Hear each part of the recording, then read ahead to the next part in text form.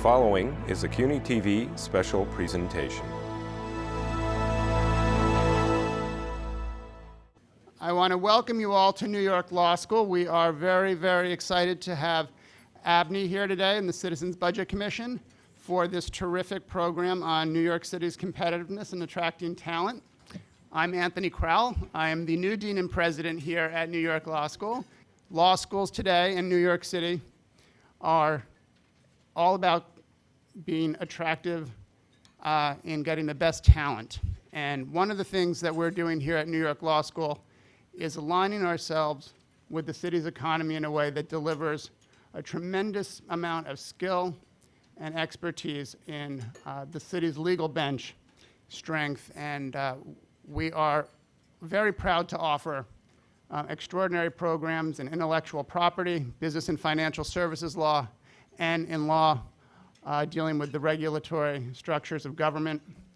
And it is very fitting that we have this event here today, because as our law school grows and plans for the future and plans to deliver lawyers to serve all of you, it's good that we are doing it in a way that tracks the growth of the city's economy.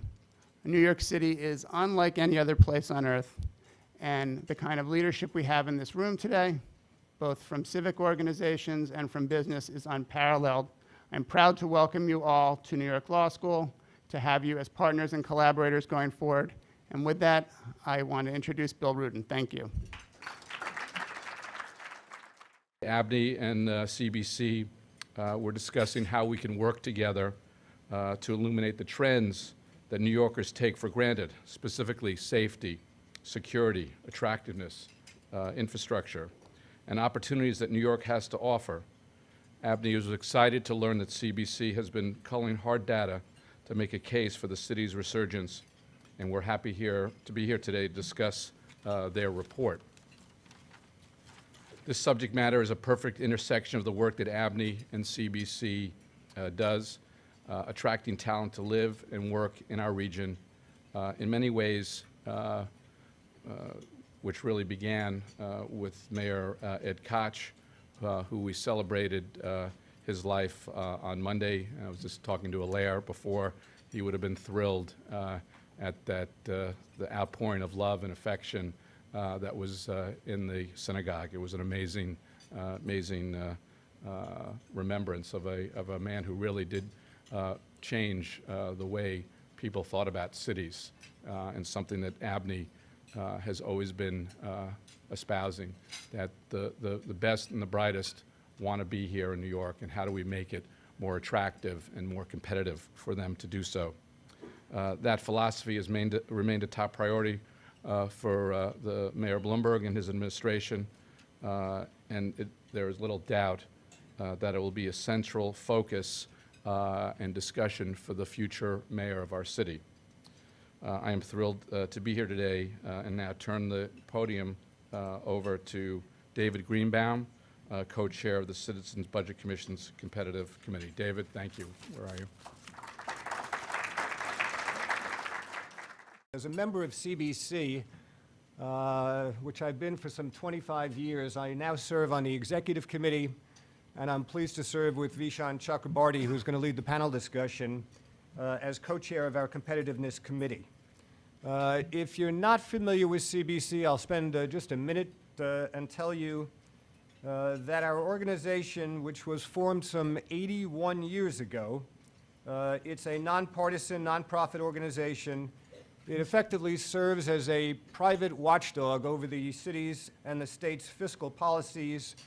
Our purpose ultimately is to achieve constructive change working with the government as it relates to both the finances and the delivery of services in our great city and our great state. Today, Billy, I'll say that we are thrilled to be partnering with the Association for Better New York for the first time, because ultimately we and ABNY share the same mission, and that, of course, is to improve this great city that we live in. And we're delighted to host this event together and to be here at New York Law School. I'll spend a minute and tell you that the CBC Competitiveness Committee, not surprisingly, as our name suggests, we've effectively had a long-standing interest in understanding how our city, the metropolitan area, can become more competitive for both jobs and infrastructure. In the past, we've undertaken a comparative analysis of public infrastructure. You can see all of this on our websites, about sustainability and green policies, other topics. But this is the first time we've actually looked at and squarely focused on how do we attract human capital to ensure the continued prosperity of our city. I think it's been said, I think in fact Rob Spires said this recently. Rob recently became the chair of the real estate board. The single most important determinant for the future success of our city is human capital. Human capital leads to innovation, and innovation leads to economic growth. I think Carol O'Clarican has said it slightly differently as a cheerleader for the city. And I quote, "New York is a magnet for talent, for smart, enterprising, ambitious, innovative people, not only from the country, but from around the world. Everyone wants to be here, and I think that sets us apart from virtually any other city." So I think the question today that CBC is exploring, in fact, does hark back to what our great Mayor Ed Koch used to always say, except it's a slight twist on what he said. It's not how am I doing. Today we're asking how are we doing as a city. So with that, let me introduce Maria Doulis, who's the Director of City Studies for CBC. She's going to give an overview of the study. And then ultimately, Vishaan Chakrabarti is going to be chairing a panel discussion. Thank you all for being here this morning. It's a pleasure. Often studies of competitiveness are really focused on businesses, and this study asks, what are the factors that are important in attracting individuals, not businesses?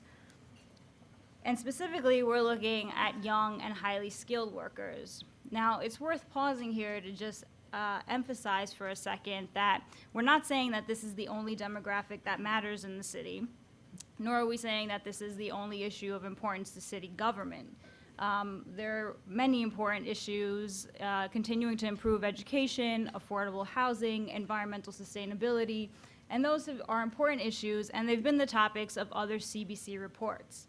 This report focuses on how attractive the New York City region is as a home for human capital. So why is this discussion of human capital important?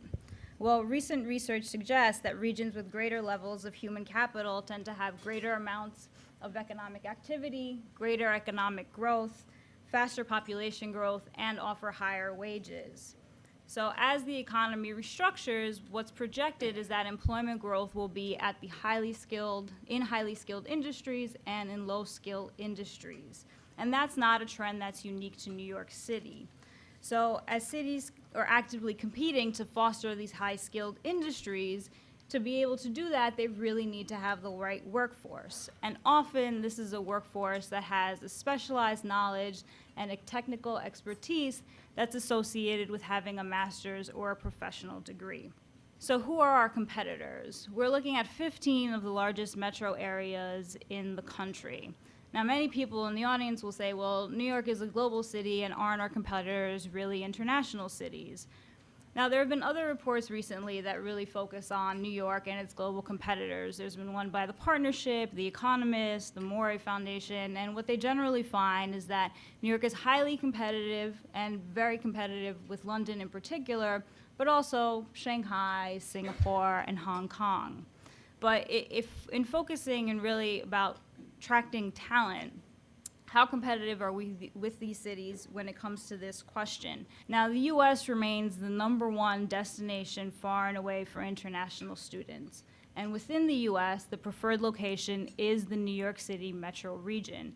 So that 1 in every 12 students that are foreign in the United States are in the New York City metro region.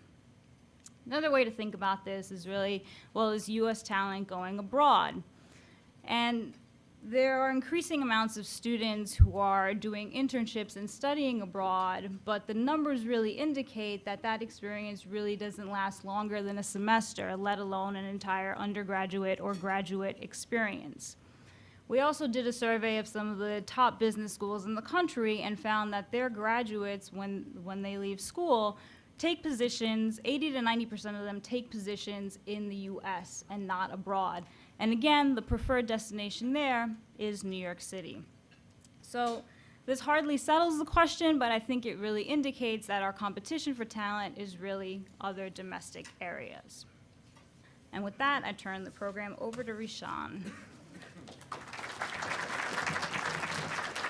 Let's begin by going back to David's question. So how are we doing?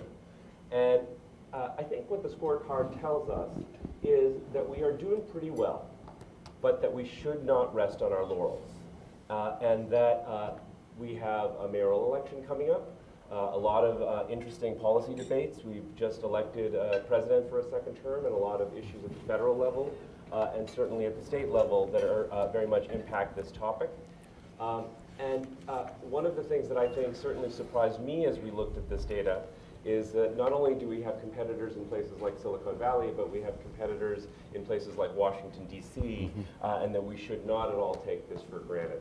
So what I'd like to do is begin by asking each of the panelists, what about the scorecard kind of confirmed what they understood about New York, and what really surprised them? So David, if you'd like to begin.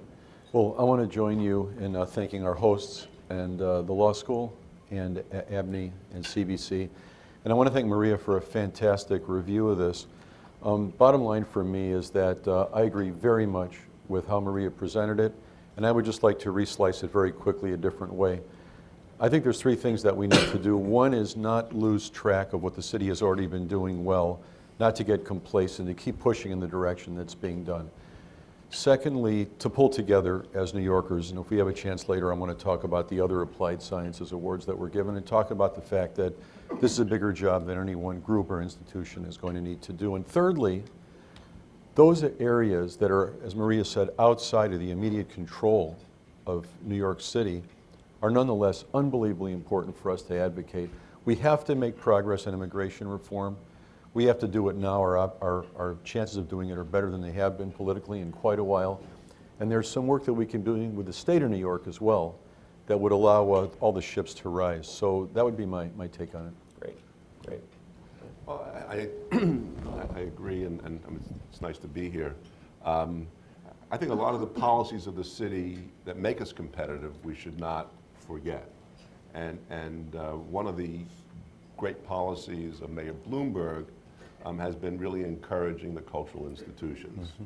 And I don't know how you quantify the importance of the cultural institutions in the city, but I think if you look around the world, you'll see that every great city has great and wonderful cultural institutions. Of the 50 million people that visit New York City, half of them visit cultural institutions. Of those half, of the 25 million people, they generate approximately $28 billion in purchases and retail activity. So they have a direct impact on the city. If you go to specific, like if you go to the Metropolitan Museum, we have 6.2 million people visiting the Metropolitan Museum each year. Of those 6.2, 2.6 of them are coming from the metropolitan area. Why are they coming to the Metropolitan Museum? And they're going to other institutions also.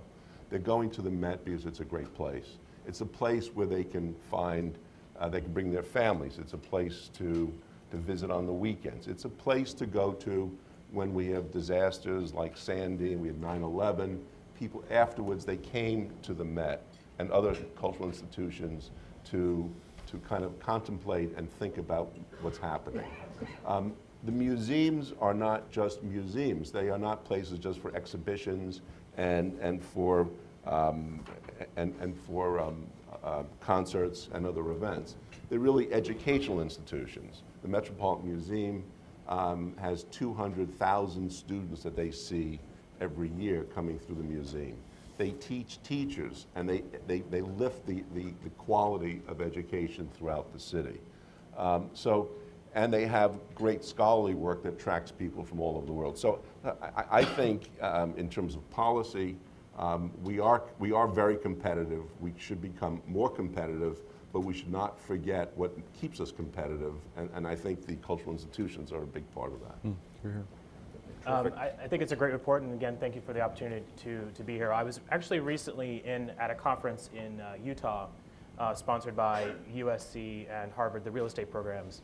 And when interesting coming from that conference to read this CBC report, I think it's very good that there's some reality, as a reality check, that while we are competing with global cities, we are also competing with Houston, Texas, Dallas, and that it's important to also, and I think it probably is worth further study, the conference I was at, there was some really interesting discussion and research coming out about demographic trends that are happening in the United States, specifically around immigration and where immigrants are settling, specifically around how people are moving to be less close to their customers in terms of running a business and much closer to the global supply chain. So I think it's a very interesting study, and it validates a lot of the things that we have done and a lot of the issues that come up when we are trying to attract and retain businesses in New York City in terms of the totality of the picture: open space, quality of life, access to talent. But I think it's also worth studying and also thinking about as graduates come out of Cornell, out of NYU, out of Columbia, and they're creating companies and creating widgets. How do we keep them here? How do we get their families to settle here? And those kind of things. And that really reflects further studying the totality of the circumstances to keep NYC competitive. So staying on that for a minute, and with David's point about separating the local issues in terms of local policy from the federal issues and just kind of splitting those a little bit. At the local level, and Kyle, maybe we can stay with you for a minute and then go to the other panelists. Obviously, it has been a hallmark of the Bloomberg administration to keep this city competitive and to try to bolster quality of life issues and other issues in terms of attracting human capital. We could argue that they've succeeded very much in many ways, and maybe there are other places where they could do better or do more. But I think right now, obviously at the cusp of a new administration, I think it would be good, Kyle, if you could sort of quickly review what you think are the sort of key policies that the Bloomberg administration has promulgated, and then if the other panelists could talk about what they see the future mayor kind of advancing in terms of policies for competitiveness. Sure. Obviously, this mayor has, I think, we have very much focused on this administration, the totality of the picture. So the open space, I'll start there with expanding parks by nearly 700 acres, by having an ambitious housing agenda. Because if you think about, we already have the comparative advantage of that people generally want to be in New York City. And so we want to make sure that there's not a but for in that conversation. I want to be in New York City, but for I can't find a place to live, or but for my commute time is too long, or but for I can't find a good school for my kids. So I think the administration has tackled a lot of those things in terms of open space, quality of life, an ambitious housing agenda, education. At EDC, we have also focused on attracting the right talent and what do you need to, in terms of the overall ecosystem. That's why we launched the Applied Sciences Initiative. But also focusing on the incubator space and creating a real estate solution, because I think it's also very important to note that underpinning a lot of the issues in this report and that we face is, in terms of being competitive, really come down to, and I think David would love to hear me say this, is real estate. And that's a personal decision, it's a business decision, and it makes a lot of difference in terms of all the factors we've talked about. So addressing a place for people to live, place for people to work in an affordable way, place for idea generation to happen so that people are generating ideas here as opposed to finding a cheaper place to do it somewhere else. So addressing those challenges has been a hallmark. That's terrific, and of course, as soon as someone says real estate, that's music to my ears. So I'm actually going to turn to you, David, for a moment, just picking up on that theme, because obviously this sort of breathtaking initiative to bring Cornell and Tech to Roosevelt Island is extraordinary, but it also, you know, as we all understood it, of course, it was not only to bring the campus, but to help diversify the economy of New York City by attracting not just talent, but maybe a different, more diverse labor pool. And Maria mentioned this thing about engineering as opposed to other parts of our economy. And then sticking with the real estate theme, in addition to the campus, as the campus grows on Roosevelt Island, where do you see the spin-offs occurring, the sort of the tech boom that everyone wants to see occurring around this campus? You know, I know exactly where it's going to be, but I'm not going to make it public today until we get our investments also. So I want to back up a second and talk about how important it is not to lose focus of some of the policies of the current administration. That I would say, my interpretation is that the administration has been willing to take measured risks in a direction that makes sense. And to me, one of the things about New York City that's made it work is that people are willing to take risks. And one of the things that we've learned from our colleagues in Haifa is that they're willing to take risks on ideas. And the point that Maria made about talent here, it's not just a matter of having some techies who know how to create widgets, products, and services, but things will fail, companies will fail. We have to be willing to take risks and let them fail and have the talent pool to re-up for the next company that comes up. I've learned a lot about that from our colleagues at the Technion Israel Institute of Technology. Here's a statistic that always wows me, even though I've seen it so many times. Israel, with a population of 7-ish million, has more companies on the NASDAQ than the whole European Union combined. And half of those companies are related to this one institution. So they've made it possible to take a risk. Now, in that regard, the people who are really doing the intellectual work running our new campus, one of whom is Vice President Kathy Dove, who's here, and the other one is founding Dean Dan Huttenlocher. Their idea was to work alongside the philosophy of the EDC and the other folks in the administration and try to take a risk on a different kind of education that combines the same kind of really excellent education that you can get in other schools in the city already, and of course we think at Cornell, with taking a risk to bring us together more directly and unapologetically with the business community. Because university folks are fabulous at thinking through certain things. We don't always necessarily make the best business people. And so I think taking the risk with all the conflicts of interest inherent and all the things we have to do carefully to bring the business community, real estate community, investment community, venture community, angel community, and the geeks together all and I'm a proud geek.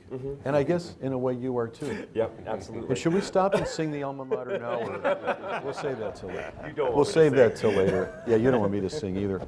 So I think that's the one thing, is a risk-taking mentality. And number two, very, very quickly, is to think about this idea, again, at the risk of repeating what Dan already said, the unbelievable importance of the cultural institutions, because this is part of what attracts people who will stay, who will re-up company after company after company.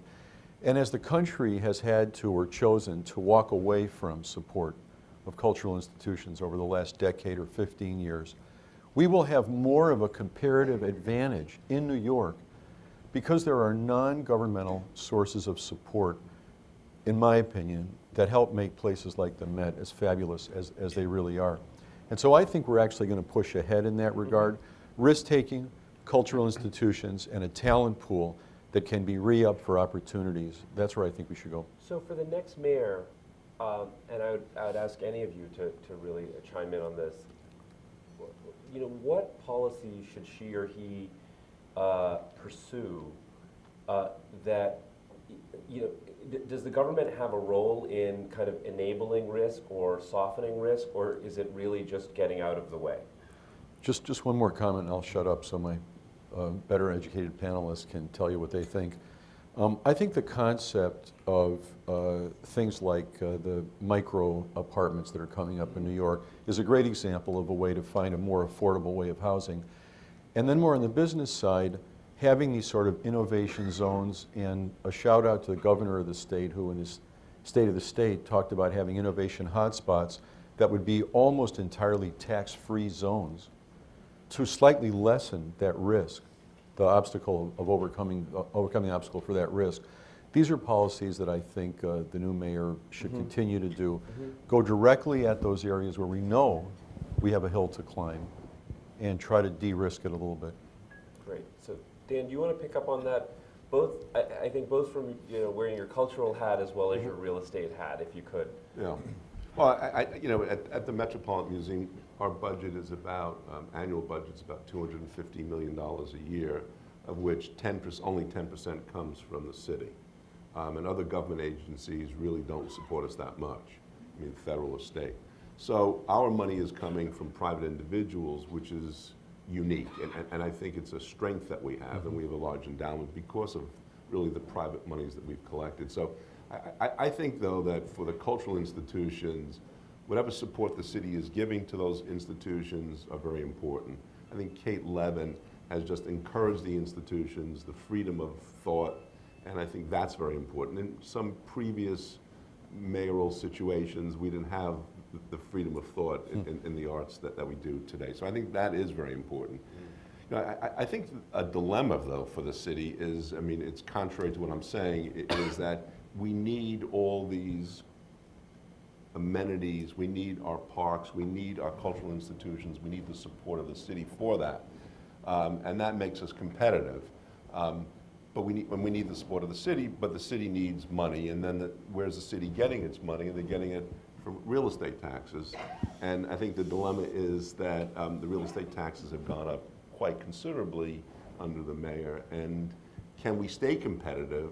Will office buildings and office tenants, and can people afford to pay the rents? It's about 49% of the tax base, right? The real estate taxes. Yes. Yeah, so Staggering. And it's, in residential buildings, it's over 30% of your gross. So how can we have enough affordable housing? It's not just for it's middle class housing, and it's even upper end housing when the taxes are 30%, and that requires you really to bring up the rent. So I think that is the dilemma that will have to be faced by the new mayor. And I don't have any great solution for it, because I think we need the money to support the amenities of the city. I mean, the parks and the museums, Lincoln Center, I mean, all these performing arts have never been better. But I think they are there because the money is coming in, and I don't know what to do about that. So Kyle, just on that, I mean, Very sorry, but the mayor has stated in the past that he sees the city as almost a kind of luxury good, and that it's expensive because people want to be here. And so to Dan's point, that if you want the quality of life, you have to pay the taxes. But I'm sure you can go back to your office and just lower the tax rates. So, right. So Vote Kimball, 2013. So can you pick up on all this? Sure. I mean, I think for the next mayor, I would to that point, I would continue to think about how to address the long-term balance sheet challenges that the city faces, so that we can continue to subsidize the affordable housing, in the cultural institutions, the parks, and not only maintain but create new. So that's if we don't address those, the tax either there have to be lower operational costs or new revenues. I would say, secondly, in terms of the next administration, certainly focusing on one thing that we're focused on at EDC right now, that we will really just begin to focus before in the next 329 days, is we've had a very good success record on incubation and incubators, and again, you asked both the policy and the real estate hat. We have now begun focused, as companies are coming out of incubators, they need step-out space for 20 to 25 employees. And those kind of companies are not necessarily ready to sign a 7-10-year lease, but they're also too big for an incubator. And so we will just begin to address that, but I think thinking a step ahead, trying to stay, for the next administration, staying a step ahead of what you've just done, thinking about the ramifications of what if your policy is successful. And in our case, thinking about step-out space is one thing we have begun to address. So again, focusing on the real estate solutions and making sure that they have access to capital, as well as maintaining the city's balance sheet strength to continue to supply the luxury good. Do Brooklyn and Queens play a particular role in that, given sort of, especially the sort of western portions of Brooklyn and Queens that have sort of quick access both to Manhattan, quick access to the campus on Roosevelt Island. Do you see, I mean, it's interesting in the report that there is this recommendation about more transit-oriented development. Long Island City, 12 minutes away from Midtown Manhattan, still mainly 1, 2, 3-story building. I mean, when you look at this from a policy perspective, do you look at it that geographically, or do you think of it more as a sort of even spread across the city? I mean, ideally, we would create a number of business centers around the city, and to address Maria's concern about transit times, that there's a business district in Long Island City, that there's a business district, more business district in downtown Brooklyn. So it's less about everyone getting to and from Midtown or to and from Manhattan.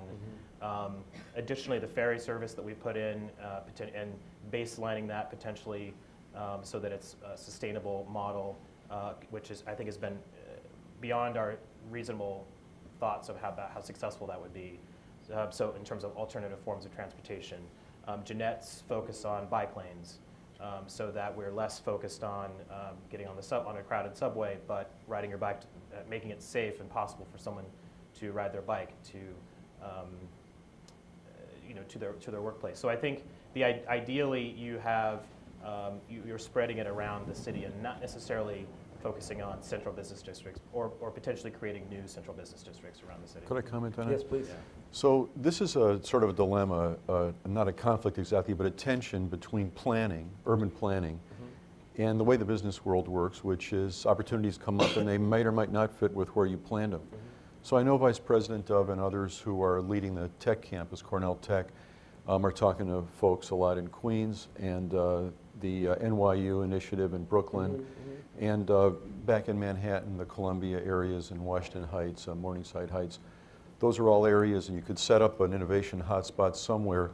But I go back to Maria's statistic of the 15 or 20% of the venture money here, that's spent in a smaller area in Silicon Valley. And when I participated in a statewide task force in '09 under then Governor Patterson, the data was even worse. So there's been some progress in this regard, but we're still leaving a lot of money on the table. A lot of New York venture money being spent elsewhere. Yes. So I think there's a little dance that has to occur between good planning and thinking, I think this area is, maybe going to be great, but then at that dangerous time when a company is stepping out of the incubator and has a choice, don't force them to have to go to some area that we think is the right area. Right. We have to make it amenable to whatever the business people are thinking. And I think it's a big risk for the city at that point. You've given them some tax abatements and some other areas to try to maintain them here.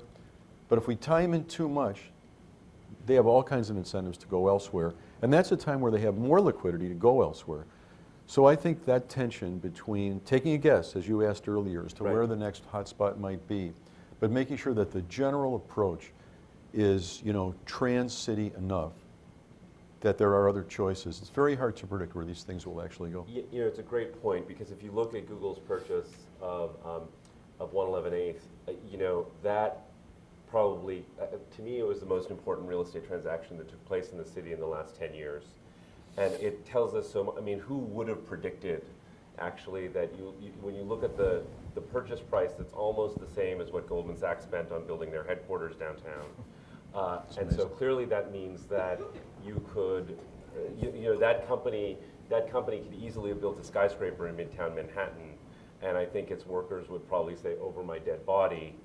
And so it's a great point to think about the fact that we can plan, but that's not necessarily where the market will go. And so, I mean, Dan, in terms of what you do in terms of real estate, how does that work in terms of what you have to do and both, what government has to do and so forth? I think having entrepreneurship in the city is great in real estate. So I think having the ability to build and do things all over the city are terrific. I think going back to the city and kind of an obstacle to getting more stuff done is the city still is a very, very difficult place to do things.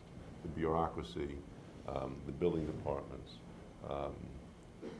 Con Edison, It's wonderful, but it just is. It's never easy, building in the city, and we could save a lot of money, and we could have a lot of more activity if building was kind of made simpler. I think the experimenting with the micro apartments is a terrific idea. Somehow kind of changing regulations and thinking of how things can evolve. So I think having a little bit more freedom and a little less bureaucracy could help the city a lot in generating new places. Thinking of zoning restrictions can be just overwhelming in certain areas, and how can you kind of loosen those up to have more entrepreneurial development? I mean, one approach to that might be, I couldn't agree more, one approach to that might be to take a pilot in a certain area in a time-limited fashion that'll sunset and see if it works. Because changing the whole system is almost imponderable. Right. But taking a pilot in one area and saying, let's give it a shot for a year or 2 years and see if it works, and have some metric that you can measure, may be the only way.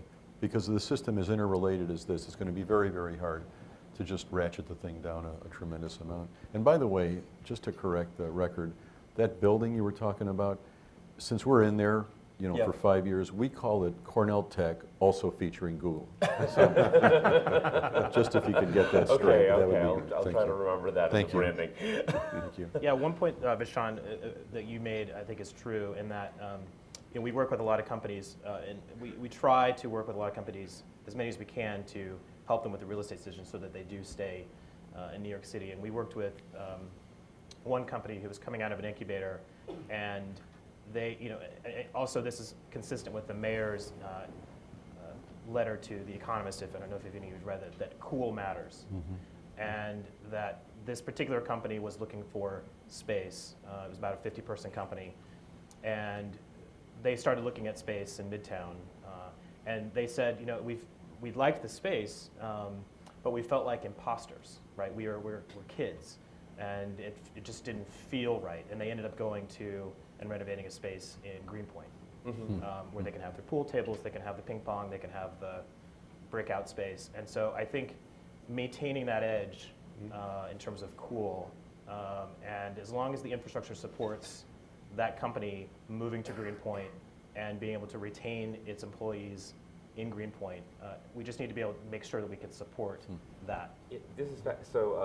Bill Rudin and Liz was here somewhere leading this tech committee for Lower Manhattan, and there was a discussion with some tech companies, and one of the big things is, can I bring my dog to the office, right? I used to work at Related. I could never wear these socks when I worked at Related, right?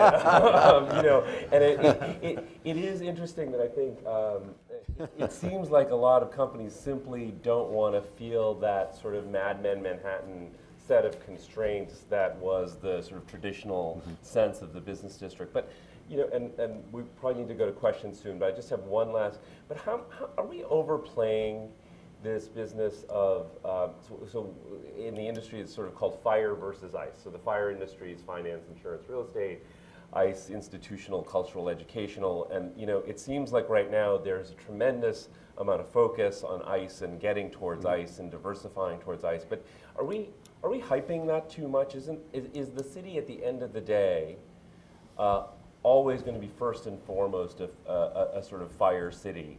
And do we kind of privilege one at the peril of the other, or is it really just a big enough boat that it can handle all of it? Certainly, it has to be. I think it is a big enough boat. I just think that we need to take your example. I think we need to make sure that we are in front of the next version of fire and ice, right? And that we understand, because cities are evolving, companies are evolving, talent that they are attracting is evolving in terms of their needs, and I think the other piece is we have to think about is, again, relative to global supply chain versus customers. A lot of the city's competitiveness is based on the idea of proximity, that you need to be proximate to your lawyers, your advertising firm, the services that are supported by, the services that technology ends up supporting. And I think we have to make sure that we are in front of the next fire and ice in terms of, to the extent one of our biggest competitors is the internet itself, right? And that the fact that people don't necessarily need to be proximate to accomplish something. I think this is such a key point, and I think in a way, the question of fire versus ice is a question we have to stop ourselves from asking. Because really, what makes New York City special is that it's all here. It's all here. And that whatever the next thing is going to be, we want to make sure that it happens here, that people feel empowered to sort of figure it out, to wear green socks or whatever it is. I mean, the Cornell color is red, by the way. First of all, I'm going to lose my job at Columbia after this panel discussion. And second of all, these are shop colors. This is shop architect green. It's a very specific green. You know, we're hiring. Okay, I'm really going to get into trouble. So this is a good moment to get into questions. And so, yes, sir. I'm actually running for mayor as a Republican. There was a Democratic candidate came before your group and said the first thing he wanted to do was raise taxes on people that made $400,000 a year or more. And that seems to be the future of New York City, raising taxes on the wealthy. What effect do you think that that would have on competitiveness? And the other question is there anything that we can do with rent regulation that would put us more in a more competitive position for affordability? I think that the way the city will grow is for the city to grow. The way we'll have more revenue is to attract more revenue. And if it takes a loss leader, like having a change in taxes, and there's data to show that that works, that's what we ought to do. But I think the actual things we're going to do is we're going to do all of it. We're going to find areas to reduce taxes, to de-risk cash-poor companies wanting to stay here and not go to Silicon Valley or whatever they call that place west of here. We also have to make sure that when people are making it, that they're paying for the privilege of participating in an area, either by contributing personally to institutions that won't make it without personal contributions, or paying taxes. So the only thing I fear, one way or the other, is being too monolithic. And I think the main thing we have to do is an ensemble of things that will increase revenue to the city. And some of that will be taxing people who are here, and some of that, paradoxically, will be allowing people to come in and pay no taxes during the high-risk part of their endeavors. In terms of housing, just in terms of rent regulations, I think vacancy decontrol is a very important element in rent regulations. I mean, it slowly deregulates apartments, which I think is fair and is a proper way to go. The problem with that is it really puts pressure on the city to really incentivize and have more incentives for middle-income housing. I think we have to protect middle-income housing. It's a very important element. I mean, there's a big project going on, I guess, in Queens, middle-income housing. It's very expensive it's a big subsidy. It's hard to create it. But we have to think of ways, incentives, tax incentives. I'm a strong believer in tax incentives for, I think the 80-20 program is a terrific program. People say it's not the most effective subsidy, but I think it's a great subsidy because it mixes people in great parts of the city rather than isolating people. But I think housing policy could make the city more competitive, and I think rent regulations are not a great way of doing that. The only thing I would say is, going back to what I said earlier about the long-term challenges in terms of the balance sheet for the city, and you either address those or you increase revenues. It's a similar conversation that's happening on the national stage, is that you have to have more projects to avoid taxes. You have to have more projects like the High Line, for example. For a relatively modest investment on behalf of the city, we generated billions of dollars added to the tax base in terms of investment that the real estate community made based on that project, in the commercial community as well. So the answer is not necessarily just raising revenues through taxes, but through innovative ways to repurpose and revitalize city assets that regenerate neighborhoods, and that's a perfect example of what we need to do. And so hopefully that'll keep Chase Manhattan Bank from becoming Exactly. Chase Trenton Bank. over here.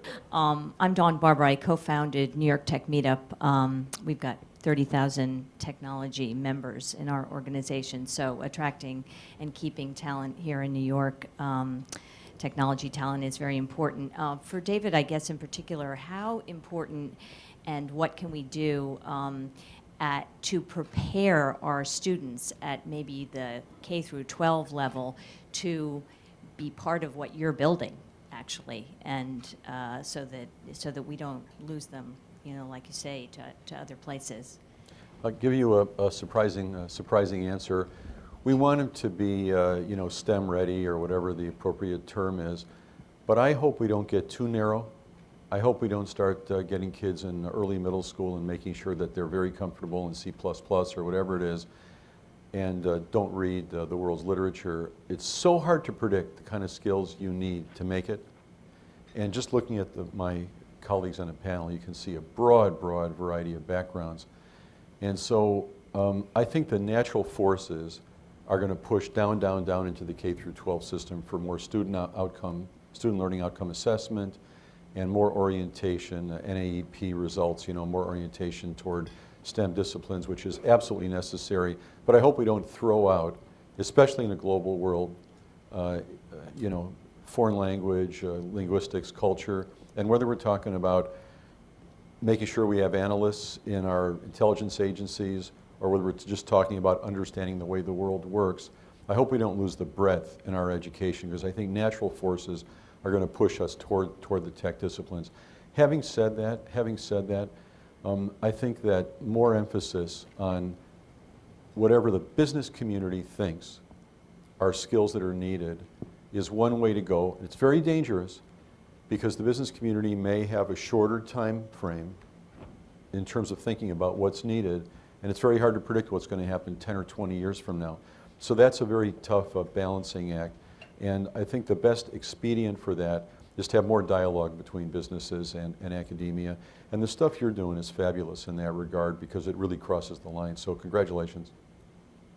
I'm going to keep going with questions. I think you have one. So, Jalak Jobanputra. I've been a venture capitalist for the last 15 years in Silicon Valley in New York, and I actually founded an internet startup here in New York in '97. So seeing the evolution of the tech sector here, and think the administration's done a fantastic job in encouraging innovation.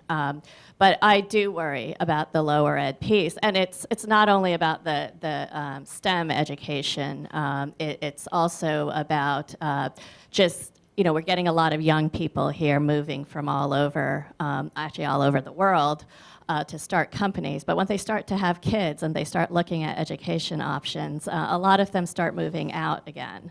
And I view this as an issue. We want to try to keep those folks here. And then the other issue that I'm concerned about is really the digital divide, and how can we make this, you know, tech boom that's happening here more inclusive. Because I've been involved in charter schools and, you know, Bushwick and, you know, some of the outer boroughs, and there's just a huge difference in what they can access than, you know, what we have in other parts of the city. I mean, the scorecard actually does try to speak to this, and there is some data in there, and it was interesting. The NAAP data, correct me if I'm wrong, Maria, showed that we were doing maybe a bit better than we were expected, but you couldn't get that data across all of the cities, correct? But also there's a broadband recommendation in there as well, and so I'd really encourage you to get into the website and look at some of that data that's in there. Other questions? I don't know if anyone wanted to comment. I think that it was still on that K through 12. So, yeah, I mean the digital divide thing is a huge issue still in 2013. How all this business with MOOCs and broad online education all shakes out a few years from now, I wish I had a crystal ball about that, could make an enormous difference, because if a family has access to the internet that's reasonable, all of a sudden there's things that could be at your disposal. Can you explain the MOOC thing just in yeah. case someone doesn't? I always forget exactly what the acronym, it's massive online something. Anyway, the basic idea, I'm terrible with acronyms, except for Cornell Tech. But anyway, the idea is that flipping the paradigm of the classroom, so instead of having a fabulous professor, say at Columbia, I'm trying to get you out of the hot water you're in, giving a fantastic lecture to 200 students, 300 students, 800 students. He or she can give the lecture online to as many people who want to sign up. We have not been industry leaders at Cornell. We're a little bit behind the curve. We're just dipping our toe in now. And we had a little course on child and infant nutrition we thought would attract, a few hundred students, 4,000 students from 150 countries signed on. And so in most of those experiments so far, which the leadership is coming out of Stanford, Harvard, MIT, the completion rate of those courses is abysmal. It's 10%, 15%, 18%. But if that formula gets worked out right, and a family has some modicum of decent internet access, that's a different story.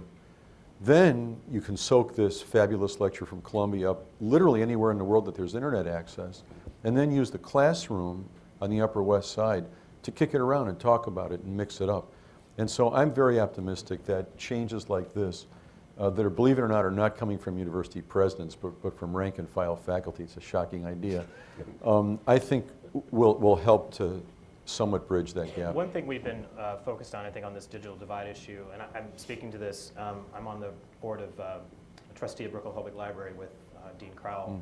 And one thing that I think this administration has been, and perhaps should be continued to the next, is sometimes that we focus on addressing the digital divide in terms of getting the underserved, their homes wired. There's also an opportunity for us to use our existing cultural institutions, like libraries, for example, so that people, for community-wired internet access. So for example, at Brooklyn Public Library, we just opened the DWEC, which is a large room dedicated specifically to connectivity.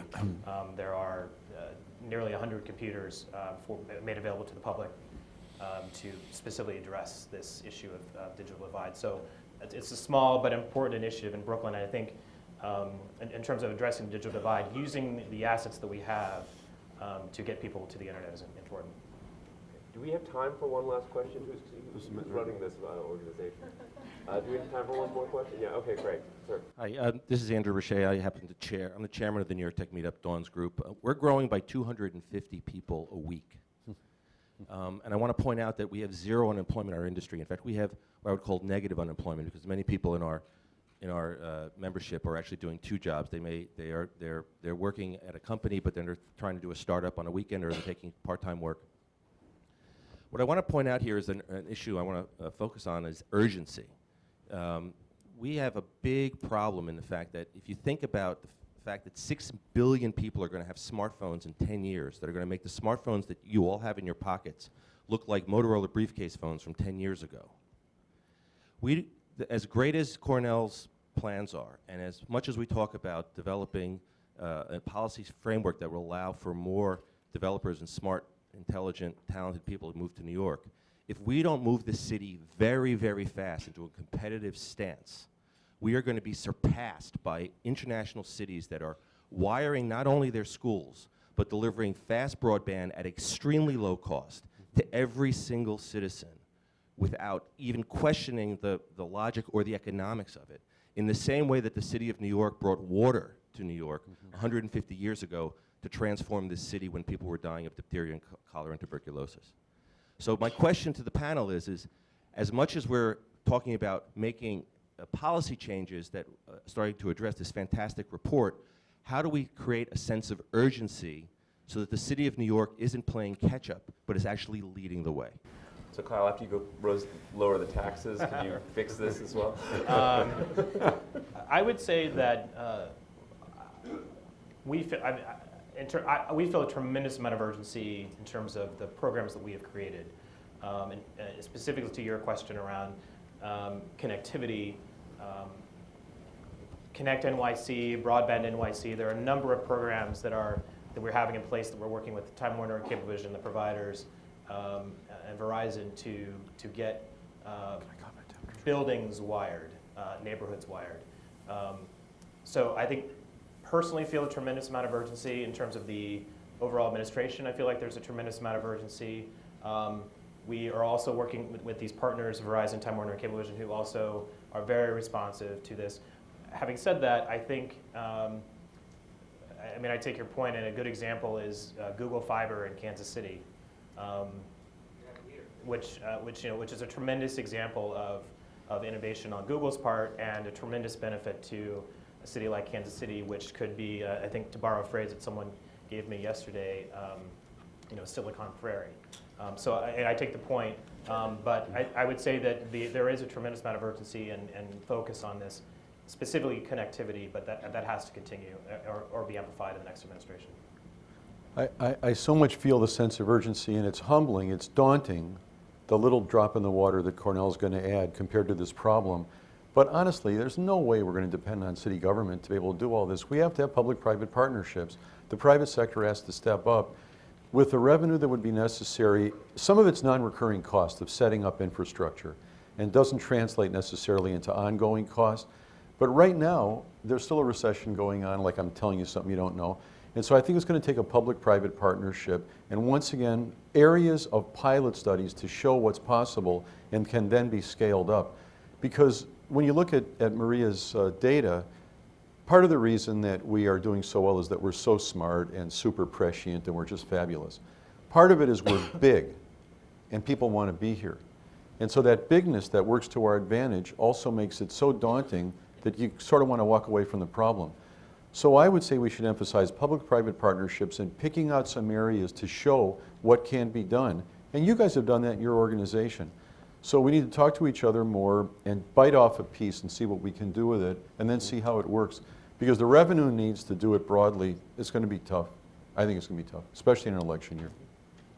Okay, I think that's a great note to end on, actually, because thanks for sharing.